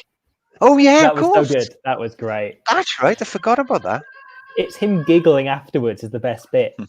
That's he's such a nice bloke, Adam Jones. Honestly, I had Adam at 16C in college. So lovely. And He's been he lovely would to me. take conversions, Adam. Yeah. Seriously? Yeah, absolutely. I forgot what his local club is, but he still holds the Abercrave. record for most Abercrave. Yeah, he still holds the record for most points in the game, where he scored 2 tries and like 6 conversions or something. Hang on, Highlanders have gone full Super Rugby here. Look at this. They've turned this on. That was absolutely crazy. They've hit the Quade Cooper button. How did the Blues not score from that line out? Oh, here we go. Lads, it's like everyone's just pressed fast forward on the screen and inserted a chaos button. Yeah, this is why I love it. Don't See, blow a this to penalty. me now is the most watchable rugby on the planet. It's like when a Pac-Man eats one of those pills, isn't it? And then all the goals go blue. It's like, Jesus. Yeah, it's a really good description. Yeah. Oh, this was brilliant. Even the way that the Highlanders swarmed upfield after that kick and just absolutely went for it when the Blues got it. This is brilliant. How didn't he? Oh, he dropped him. Oh, tell you what, boys, that's worth a look again. Look at Aaron Smith. Thinking, what am I going to do with this? Because he's basically lost the ball by the time he's recovered it, and then just has to improvise. I'm winding that back again. Oh, you keep going. I want to wind that back. Right. Chance to level. Yeah. Bryn, of course. Who else? The boy. Oh, no, it's not. Never mind. No, it's Mitch. Yeah. So where's Gatland's on, isn't he? He's on a 15. Yeah. 15. They took off Gregory, the boy who was having the horrors. If you have your hair like that and you're asking for a bit of attention, you've got to perform decently, haven't you? You have. Yeah, totally. I feel for him a bit. I feel for him. Yeah. It was just increasingly bigger and bigger errors. And you don't often see people melt down like that in pro rugby, do you? Because that's why it looks so weird, like a total collapse. I tweeted No way he missed it. Oh my God, he has missed it. Oh, Major's not happy. There's your chance. Oh. Good question, and coming in from 07 Wecker. Will this all New Zealand Super Rugby make the All Blacks even better? It's a good point, isn't it? Yeah. It's almost like a trial for Fozzie or 2 trials every week. Yeah. Well, the only disadvantage will be they won't be playing the box. And they've beaten the crap out of each other. And they've got a lot of forward-dominated sides. Even their Super Rugby teams are, they're pack heavy, I'd say. Most of them. Into conversation, folks, that none of us have mentioned here, right? So we've got 27. Oh, what a pass! Is now in play for Super Rugby, right? Golden point, my friends. Oh yeah, the golden point. This is in play, and I desperately want it to happen. Okay, my cards are on the table. Yeah, that could easily happen. Oh, okay. Because it almost happened last week in the Crusaders game. Which I'm normally desperately wanting and have been in all the other games. But that one, I was knackered and had to be up again at like 9 a.m. No, just end this. Just end this as soon as possible. And Sean, you have a vested interest in this not going to extra time, do you not? Yeah, well, I have mixed feelings. One, I'd like to see the golden point, and 2, I have to go, so I'd probably have to miss it. But I still got a feeling that we're going to see a sort of a relief Blues interception try or Barrett magic from the back or something. I still feel that this game's going to end with a slight. Oh, as the ref There it is. gives a penalty. See, Do you know that was was so? interesting. And that was so clever from Aaron Smith, because normally he's just pass, and he just thought, well, I'll stick this up now. Everyone's knackered. And Can you see what I was trying to say, though, boys? Around 40 to 60. Yeah, Mm. totally. Can you looking back now in hindsight that Blues were 22-10 half time, lovely. You know, Caleb Clark, Ione, and all blah blah blah. But the question was being asked, and then they scored just after half time. Mitch Hunt's lovely try. You know, will the real Blues turn up? And they haven't yet answered the question, have they? Yeah. If anything, as Squid said, you fancy the Highlanders now. Yeah, now you do, definitely. The just on the Aaron Smith box kick, I thought that was interesting in as much as he doesn't stick it up from the base. Ever. He waits for a minute and he waits until there are defenders in his face and until his chases are really flat. Yeah. And because he's putting it so short, that makes a difference. And even though they don't reclaim it in the end, it still allows the pressure to turn it over the following phase. I wonder if he was just tired and just thought, I'm just sticking this up. Because there hadn't been a break in play for a while. No. And he doesn't kick that often, Aaron Smith. It's sometimes incredible when you watch it back that they rarely use him. The All Blacks certainly rarely use him to exit. No. That it's Barrett or Mackenzie or... He's a passing machine, isn't he, Aaron Smith? Yeah. You know. And they've got the pen, yeah. Oh. Take the drop goal. Come on. There he is. Yes! Oh, what are you doing? Oh! That is one of the worst drop goal attempts I've seen in a while. That was panic. Also, I don't understand the point. I know we want to see a drop goal because Squidge loves them. Decision. What do you do? We've got to go for the points. 3. Go for the goal. Don't put that in the corner, for God's sake. Oh, my God. It's an easier shot than a kick from there, though. A drop goal between posts. That's true. Yeah. See, now this is where you earn your money, you know, as a coach. What are you instilling in your players? You going for the win or are you settling for the golden point? You can still go for the win. Get this over. Just look at 3 minutes, haven't you? Yeah. Or is it not likely to happen with 3 minutes? Is that not enough time? As Wayne Bennett said, don't die with the music in you. You know, don't die wondering, boys. Don't die wondering. Let's go and find out. Go out and win it. Well, here we go. We're about to find out. Watch this now. Front ball, lose it. Knock on into touch. Do you go safe here or do you go middle? Oh, God. Back. Oh, it's you perfect. push Robshaw at the front and get pushed out. It's perfect. They've nailed this. Hold on. One more little shift of weight to the left. Someone's lost the boot. There's a boot gone. That's always a good sign. This could make the Blues tournament. This is turnover. They've got it as turnover. They've lost that, yeah. Should have gone for goal. Manga's on there holding him up. Listen to Williams. Never listen to the 4 times Magnus champion. Listen to Williams. That is huge. Can I have a point for that, Sean? Is that 13-15 now?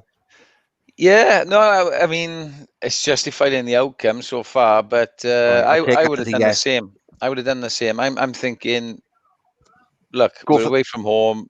We've got to go for the win. We've got a losing bonus point. Yeah. You know, golden point, you're not guaranteed here. We get an extra point. Why don't we just go for the win? Yeah. Well, I tell you what, that showed us the real inner Blues. Well, it's a pretty big play.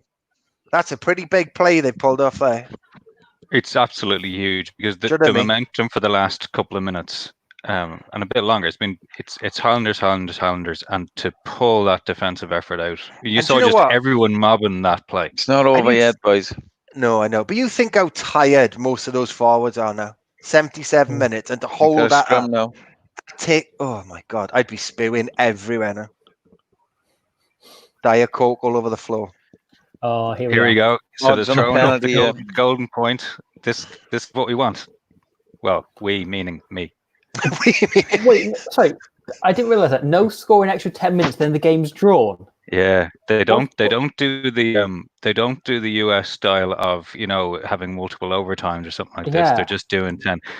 Oh, I was hoping they'd just go on forever. It'd just be Yeah. until someone scores. Or start withdrawing players would be a great one. People start passing away. Yeah, exactly. I remember there's a reference to a Quidditch game in one of the Harry Potter books that goes on for like 4 weeks. I want that. I want this game to last Tell until the first death, and then just blow the whistle with someone dead. Oh, look at that, boys. There's the Blues. Oof. They are very, very happy men. I tell you what, they're a different team this season, I'm telling you. I enjoyed someone congratulating the scrum half by mistake. As though he had anything to do with it. Scrum half. I tell you what, that could be a season changer, what's just happened there. Yeah. So we got a minute left. Something has to go quite wrong. Yeah, theoretically. So if we went on Is that made touch? points difference, I don't know how we would work on our predictions.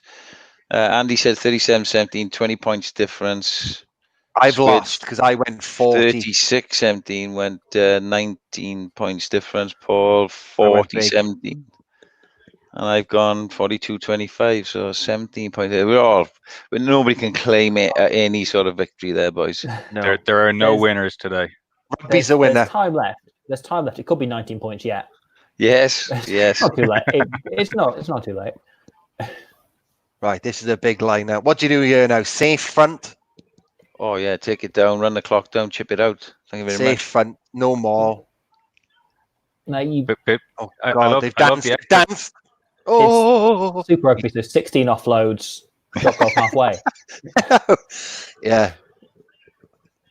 Right, that's straight off now, boys. He's done everything against the Tutu, hasn't he? You know, he's just won that line out. He helped with the maul. It's another big game from him. Jesus, that could have been safer. What a win that! I tell you what, that's a season changer for the Blues. They never win games like that. No. Ever, No. right? The amount of times I've seen them collapse in the final 20s, unbelievable. That's huge. Like to be able to, when you have that momentum swing in a game, to be able to withstand it is also impressive. Yellow card to Owane. Yellow card, yeah. It's knowing how to win is the most important skill in rugby. It's being able to see out games like that. Yeah. And you can have the most talented team in the world. And if they can't do that, then it's useless, you know. And it's the thing that when people complained about Wales in the last World Cup, I'm like, oh, they're not actually that good. But actually, they were really good at winning games. And it's the most important skill. And the Blues seem to have developed that, you know, pretty much overnight in the way the Chiefs look like they had pre-COVID. Do you know what I think people find hard to appreciate about it? Because you can't really quantify it, can you? No. Or see it, or no one can tell you how they've done it, and there's no stat for it. But you sometimes just get a feeling. You see a moment, you think, oh, actually, that's it. They've done it. Yeah. It's confidence, isn't it? It's knowing what to do at the right time and not effing it up. Absolutely. I was saying earlier, I tweeted a picture about winning games is good. But we were talking about confidence earlier and finishing games. There was a clip of Cuthbert's try when he went on that Lions tour and how good he was that season. And then a big thread unraveled, then a lot of people slagging him off, as you'd expect. But just how his confidence went from like 100% to 35% in a season. And God love him, it was awful to watch. Like he was dropping balls. It's a confidence game, isn't it, rugby? He was. People now talk about him as just being a finisher, and I think actually he was beginning to develop. When he first came through, he was a 7 specialist, you know, and you kind of saw that. But he was, by the end of that first season, he was throwing missed passes, and he was actually getting involved, and he was carrying, and he was a really properly great player. And he got slagged. I don't even know where it began, but I think maybe there was something, either he must have made a mistake somewhere, and because there's something with the way he ran and he looked kind of ungainly. And I was going to bring up that same point when the mistakes he made, that particularly because he's such a big dude, like if he was done defensively, he looked slow to turn. You know, it was things like that stayed with you. He's 2 inches taller than me. He chased the game a lot for a period. He was making mistakes, and people were getting on his back. But I think as well, if I remember rightly, he was trying too hard and things happened, but he still kept getting picked. Yeah. I think it was under the time when Rob Holley might have been head coach for a season or whatever, but they kept picking Alex, and he clearly needed a break. Just take me out of there. But of course, if you get picked, you're going to turn up and play for Wales, aren't you? But it's the pressure that might have added at the time, which is I'm continuing to be picked as part of this giant backline, and I'm now special because no matter how badly I play, I'm going to continue to be picked. That must have had its own pressure on him to perform, which might have had a weirdly opposite effect. And do you know what, Andy? That thing you mentioned there about playing in that big backline, because they did change the way they used him in the end. They used him then like a second Jamie. They started bringing him in down the middle, didn't they, Sean? And using him to thunder down the, and that wasn't his game. I know he's 6'6" and a big lump, but he was an outside break sort of player, really. He was a. I forget he was a test lion. I know. Test lion, and he got that try. Was it the first test in 2013? Amazing try. Again, as you say, an arc run coming off in behind a block pass, scored in the first test. So, hey, to become a test lion, isn't it? You think back 2013, that squad, fair play must have been. But it was something Gatland used to do. Was just he liked to play people into form, and he did the same thing with Priestland. He would, you'd see players low on confidence, and he would keep picking them because he felt actually that's the only way to fix it. And it was just his management style, I guess. Yeah, and some players definitely need that. Like they need a run of games. Other players, you can take them out, and they will find their form or whatever that spark is that they've been missing. They will find it another way.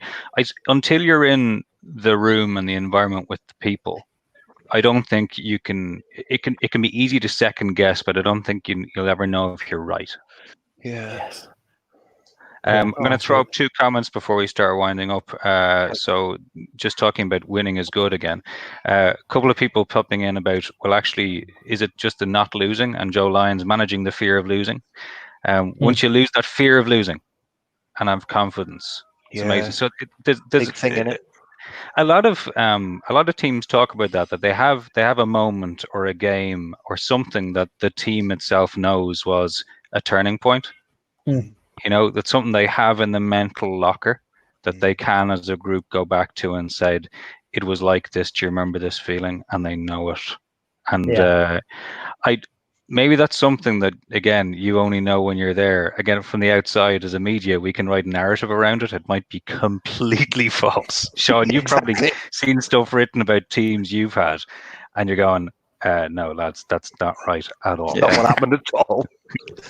Yeah, a lot. Yeah, but and again, go back to the Highlanders' decision there. That's something that they want in their DNA. It's not something that they would have taken lightly. What they should do is professional coaching teams outfit say, if this situation arises, what do we do? Aaron Smith as a major leader there will have had those conversations. Are we settling for golden point and then a chance in going back down in our own half and trying to win it, or are we going to just go out and win it? And that's, they live and die by that then. And whereas it hasn't gone their way today, they'll get that back somewhere. That's a really important point, because as long as they're all on the same page and they go, look, if this thing happened again, would we do the same thing? Yeah. If the answer is yes, then the process is good. If the answer is not yes, that's where you have okay, well, let's think about this. So the next time it happens, we are absolutely on the same page. There's not even a thought. And do you know what? You are right, actually, Sean. Not that that's surprising with my bloody record. But statistically, you're more likely to win it with that line out move in the corner than you are to go to golden point and back in your own half, aren't you? Because that is your one chance there, 5 meters away, or you're going to be back in your own half.